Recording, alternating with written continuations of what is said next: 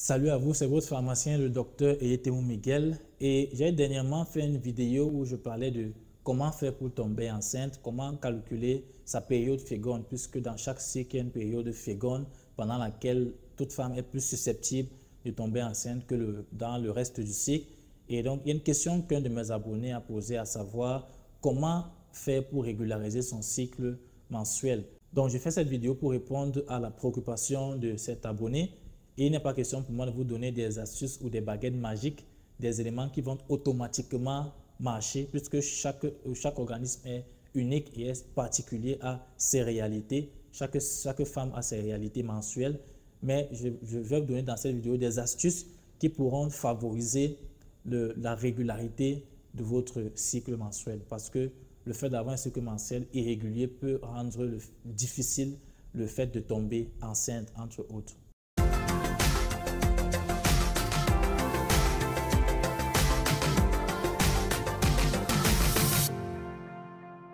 Bien, disons tout d'abord que le cycle mensuel, c'est ce cycle qui se déroule pratiquement chez les femmes chaque mois. La moyenne de durée du cycle mensuel chez les femmes est de 28 jours. Donc, vous l'avez compris, un mois. Il y en a qui ont un cycle un peu plus court, parfois 21 jours, et un cycle beaucoup plus long, parfois allant jusqu'à 40 jours. Mais, comme je le disais en début de vidéo, chaque femme est unique et a ses caractéristiques, a ses réalités qui sont propres à elle. Donc, ce qui peut être long pour vous peut être court pour une autre femme.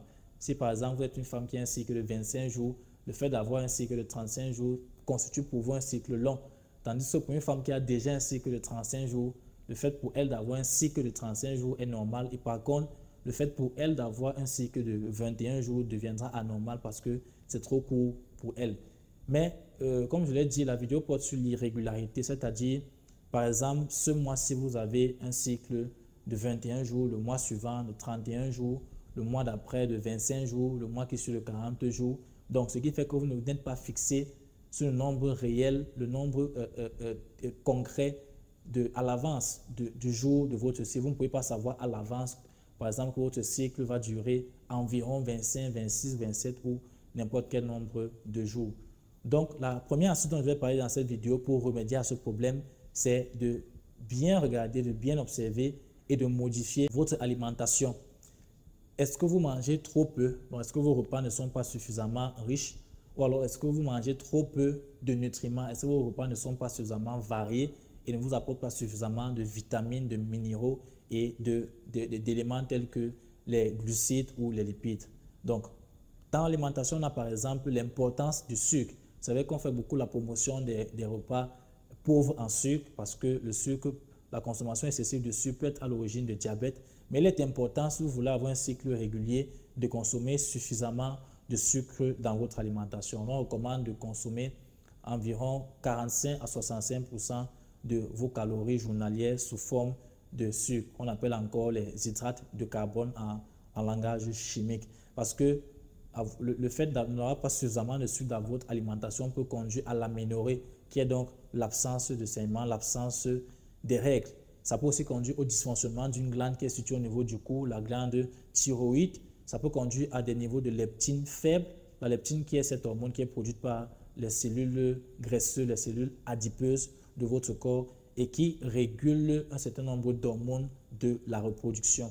Donc, il est très important de consommer pas trop, pas excessivement, mais assez de sucre. Toujours dans l'alimentation, il est important de faire attention à votre consommation de fibres alimentaires que l'on retrouve beaucoup plus dans les fruits tels que la pomme. Donc, une surconsommation de fibres peut conduire à des niveaux d'oestrogène beaucoup trop bas, ainsi que de progestérone et de LH et de FSH qui seront beaucoup trop bas, ce qui pourra conduire, certes, à la réduction du risque de cancer du sein, qui est le cancer le plus meurtrier chez les femmes. Mais à côté de cela, vous courez le risque d'avoir votre ovulation ralentie ou empêchée ou bloquée.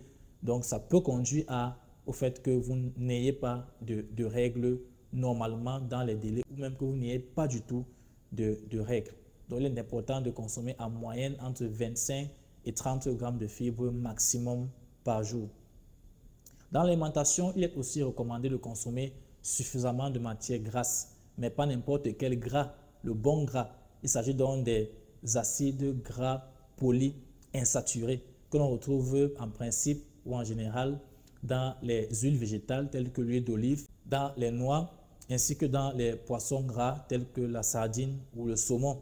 Ensuite, il est important de consommer suffisamment de folate, qui est la vitamine B9, qui va donc promouvoir l'ovulation et augmenter vos taux de progestérone pendant la deuxième phase de votre cycle menstruel, ce qui va promouvoir la fertilité. Donc, il est recommandé de consommer suffisamment de feuilles vertes parce que les folates se retrouvent beaucoup dans les aliments à base de feuilles vertes. Et si vous n'en avez pas la possibilité, vous pouvez consommer sous forme de complément alimentaire 400 microgrammes de folate par jour. Bien, concernant toujours l'alimentation, je continue avec les fruits.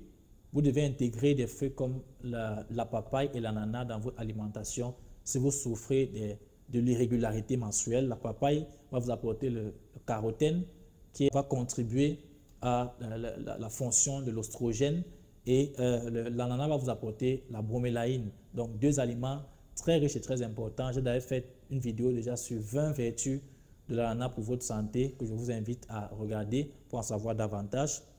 Et vous pouvez aussi associer des compléments alimentaires tels que l'inositol, le cinnamon ou le curcuma qui vont donc vous contribuer à régulariser votre cycle menstruel. Donc ça, c'était pour les astuces concernant l'alimentation.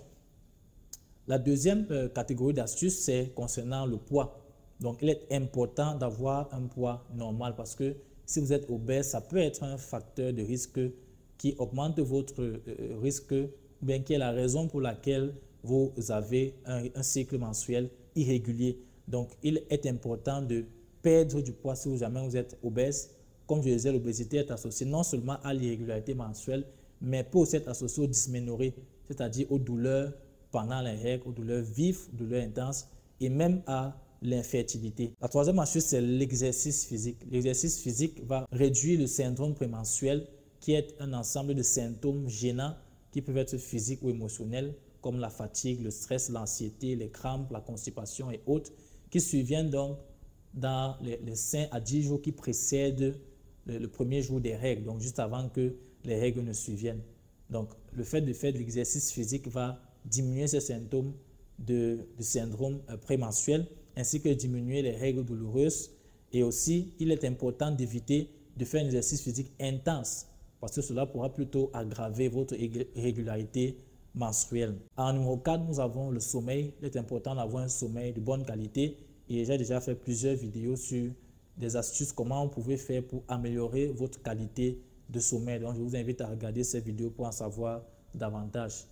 En numéro 5, il y a le stress. Il est très important d'éviter le stress. Le stress aura un impact non seulement sur vos hormones, mais sur vos hormones de la reproduction, sur votre cycle menstruel, mais aussi sur l'ensemble de votre organisme, sur le système immunitaire qui est censé vous défendre contre les agents pathogènes, ou encore sur le foie et sur l'ensemble de votre organisme.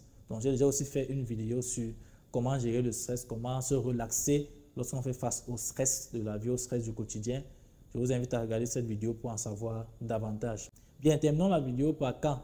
Quand est-ce que vous devez consulter un médecin si jamais vous souffrez d'irrégularité menstruelle? Vous devez consulter si vous ne saignez pas, si vous ne voyez pas vos règles. Donc, si vous n'avez pas de règles de saignement pendant 3 mois ou plus. Vous devez aussi vous faire consulter si vous avez des périodes de saignement qui reviennent en l'espace de moins de 21 jours, c'est-à-dire vous saignez ou finissez de saigner et moins de 21 jours après le premier jour des saignements, vous avez encore des saignements qui réapparaissent. Et aussi dans le cas où vous avez moins d'une période de règles en l'espace de plus de 35 jours. Vous devez aussi consulter si vos règles, votre période de saignement dure 1 semaine ou plus. Et enfin, vous devez aussi consulter votre médecin si votre saignement est trop abondant, c'est-à-dire si vous utilisez plus d'une serviette hygiénique en moins d'1 heure de temps. Je vous remercie d'avoir regardé cette vidéo et je vous prie de liker et de partager et surtout de vous abonner afin de ne pas manquer mes prochaines vidéos.